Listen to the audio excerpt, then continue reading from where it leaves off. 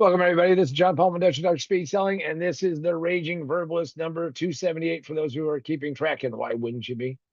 If you're new, welcome. Glad that you're here. If you're a veteran, a grizzled veteran, glad that you're back.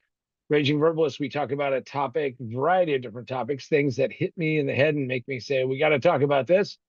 Don't veer off much into politics. And today we won't be doing that at all.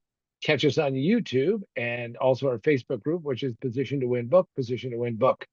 With me, as always, asking the questions that you would be asking if you were here asking the questions. But as far as I can tell, I can look around. Nope, you're not here. So we have the ever lovely Sandra. Welcome, Sandra. Hello, how are you doing? Doing well. I'm pumped up. I'm excited about our topic and ready to go. All right, so we are talking about how long can you sit in silence? So, what do you mean by sitting in silence? Today's world, we have so much chatter going on in our heads. I see this in every direction I go. I'm at the airport and people are watching videos or they're, you know, listening to music or whatever they're happening to do. And what I mean by sitting in silence is that there is something profound that happens. And again, I have the show is called The Raging Verbalist because I talk a lot, but sometimes you just have to sit there in silence and not have any outside stimulus. No YouTube, TikTok, no tunes, no. And what I mean by sitting in silence is literally, can you just sit there?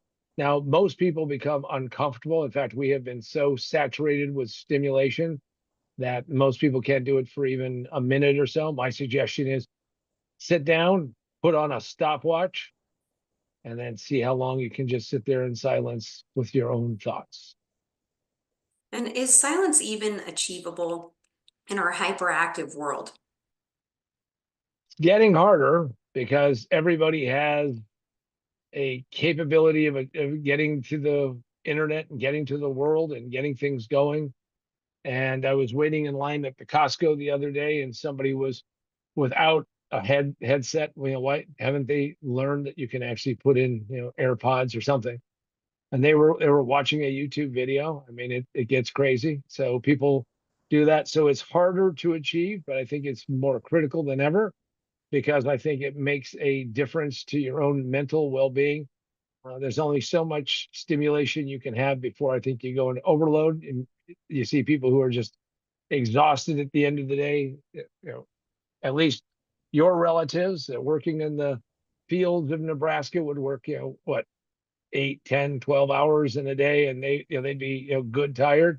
But now people are exhausted just sitting there because they've got so much stuff being thrown at them all the time. And why should we even care or be motivated to be silent? We like to have noise. We like to have things going on. I know people, have whales singing and dancing or whatever it is playing in the background or some other sound going on. And I think that we should care about it because being silent means that you're there with your own thoughts, which is scary. I know it's a scary thing, but it's probably the best thing that you could do if you're wanting to work through a problem. Lots of times I'll meet people and they'll say, okay, have you thought about the problem? Have you thought about the situation? Tell me what you've gone through. Lots of coaching clients, they have to talk it through.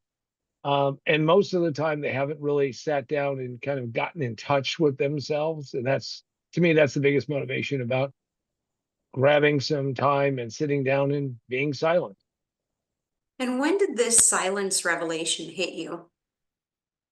Several steps to this. One is my brother started doing transcendental meditation. And yes, I know that was the Beatles kind of thing and all that. But he started doing that, and I also learned how to meditate. And it was kind of a little unnerving. But when I went to Vegas and was playing poker, what I noticed is that there were times when being silent was probably the smartest thing you could do. If you see all these people who are trying to disguise who they are and what they're doing, oftentimes they're sitting there talking or they're doing something that is distracting and they're not really in that zone. And being in that zone means that you can actually get that absolute focus and get that stillness and really understand what's going on. And that's when you have to be careful about how much you speak, when you're sitting there talking to somebody, it's very easy to get off track when you're talking to somebody because you've got so much chatter going along and things are happening.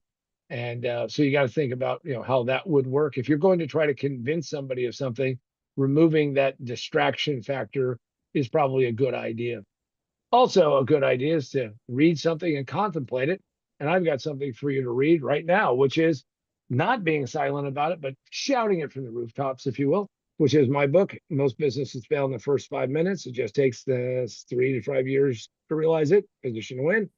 And this book is available physically on our website at positiontowinbook.com, positiontowinbook.com, positiontowinbook.com. And I will sign it, send it in, say, hey, sign it up for me, John, send it on its way. Or you can go get it physically at Barnes and Noble, Amazon, wherever books are sold. And you can get it electronically. So you can get it with Kindle.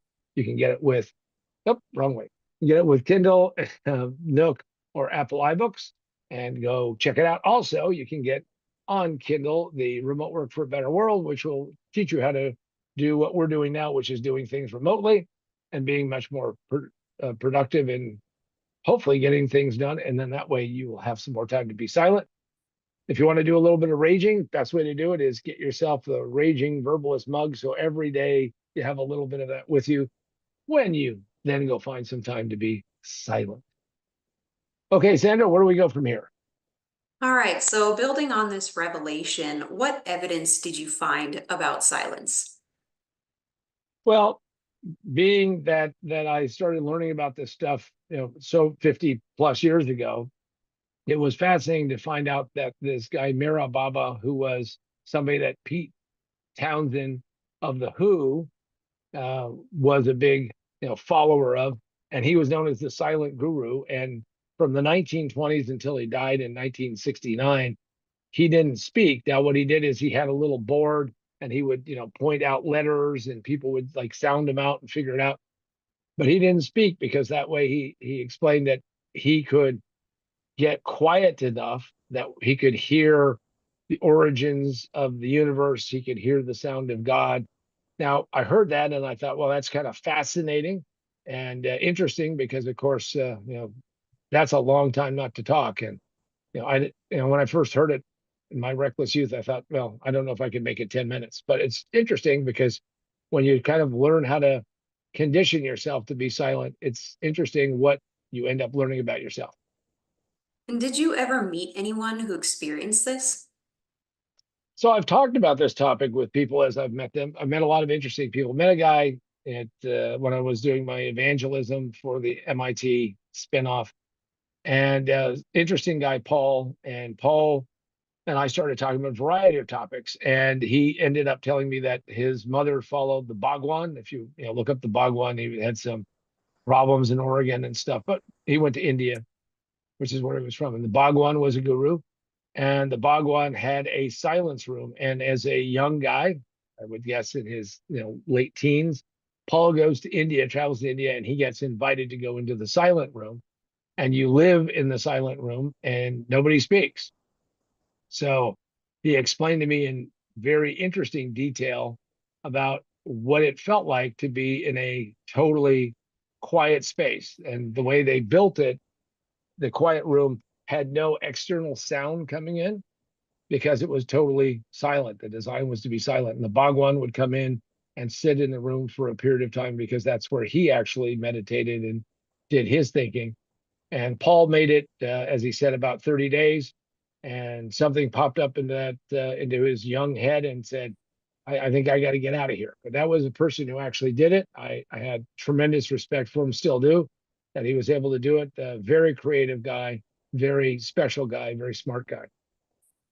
In business, what is an example where silence can pay off? I think that people are far too quick to be judgmental, that they'll sit there and they'll be in a meeting and they'll hear something and they just want to, fire something back and, add to some conflict and do that. And I think that part of the cultivation of where you take a step or take a moment or take a pause and you don't just react. I mean, humans are reaction machines, in my opinion. And since we are reaction machines and we get all of this input and stimulus, we react to it.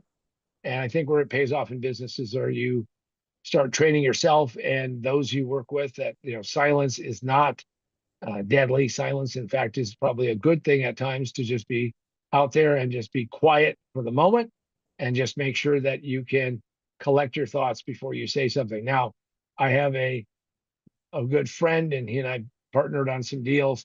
Now, he has an inordinate pause built into his brain, and I can tell you that he often throws people off without even, he isn't trying, it's just how he's built. But it's funny to watch people because he takes not usually a pause of a one beat or a two beat, but like several beats, and people are like, what happened? So always interesting to watch how people react to that. And are there circumstances where you shouldn't be silent? Well, there was one in particular. I had an AM radio show in Phoenix for a period of time a few years ago. And as I sat down and we were mapping out my show, it was an hour long. It was drive time. And the director and the producer, who knew that I had been doing webinars and doing a variety of things, explained to me that you can't have dead air. So if you go to have a really long pause, a dramatic pause, or something like that, you can't do that on radio because people will start wondering if, what happened? Did, the radio die? Something, and they go off the air. Maybe we go somewhere else. So it turned out in that environment, you can't have any silence. And I then watched, because at the time, Rush Limbaugh was still alive, and I would go, well, what? I would go listen to how he would do his show, and he had basically no pauses, and he would do it for 3 hours. And then Howard Stern, when he had his radio show, not so much when he's on satellite radio, but when he had his radio show, once again, no dead air. So some cases you don't have any choice. You just have to keep it going as much as you possibly can. But there is value in having silence. So, what is the most powerful way to use silence? Frankly, and this is in the sales part, this is where people make a mistake. Something that I have definitely trained myself to do is that when you ask a closing question, when you ask them to make a decision, hopefully in your favor, the thing that you always have to do, and sales trainers have been saying this forever, is that when you ask the closing question, what do is shut up. And you just need to shut up and not say a single word. Don't say anything, because anything you say means you're going to buy it back. You're going the wrong direction. You've taken the intensity out of what you're doing. You're at a critical juncture. So you have to shut up. Now, people will hear that. They'll laugh about it. They'll say they're going to do it. But I see people get very nervous and talk over it. I was in the process of a multi-million-dollar deal. We had been going through, customer came to corporate. We'd been going through the entire project. What was our proposal? How are we putting it together? And after several hours, almost 6.5 hours, I then worked up and did the close and built out the close. Luckily, I had Pete, who was one of the best bosses I ever had. Pete knew what we were going to do. That's why we had everybody else out of the building, if you will, or out of the room. Is that, two representatives from the company, Pete and myself, were there. I lay out the close carefully, painstakingly, and then silence. Now we sat there. Now most people will say, if you stay there for 3 seconds, it's a while, 5 seconds, 30 seconds. Well, I'm a person who has two watches, and I clicked that stopwatch, and we were there for almost 20 minutes in total silence. Pete and I weren't talking to each other. They were kind of looking at each other. And eventually one of them cracked and broke and said, I guess you expect us to say something. And then we went on from there. By the way, they ended up buying it. It was a great opportunity for them. Fantastic sale for me. But the most important thing is that when you're going to close, you need to know how to shut up, and really shut up, and let them percolate through it. Now, whatever they say they're going to say, don't let the silence drive you to madness and then say something, because you will, in fact, make it very hard for them to actually buy from you. Better to let it build and build and build and have them respond. Good, bad, or ugly, their response is what you work from. But they have to be the one that responds, not you. And with that, I just want to thank all of you for joining us here on the Raging Verbalist. And hopefully you'll be back for our next episode. And for myself, John Paul Mendoza, Dr. Speed Selling, and the ever lovely Sandra The Raging Verbalist is now done.